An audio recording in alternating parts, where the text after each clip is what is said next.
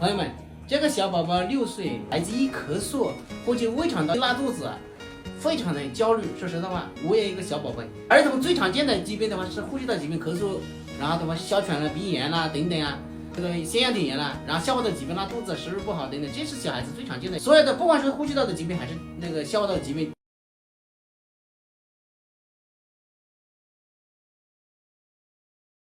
背啊，你经常跟他捏一下脊，这样呢做捏一下脊，然后肚子上面呢跟他揉一下肚子上做热敷，把他的小腹做肚子上面热敷。很多的小宝贝啊，尤其是那种晚上睡眠不好的、食欲不好的、体质差的，你说按肚子上面有很多的疙瘩，肚子张力很高，一摸以后小孩子会疼啊，那个就是胃肠道里面有寒，你做热敷，把那个肚子做软。现在这个小宝宝这里这个地方做热敷，腰做热敷，肚子做热敷，对吧？还有一些胸口这里做热敷，尤其是咳嗽的话，你胸口跟它轻轻的刮一下，不要刮着很多的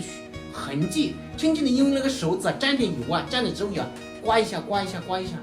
这是任脉往下刮，督脉往上刮，轻轻的刮一下，不要刮着很多的痧，轻轻的刮一下，或者你捏一下脊。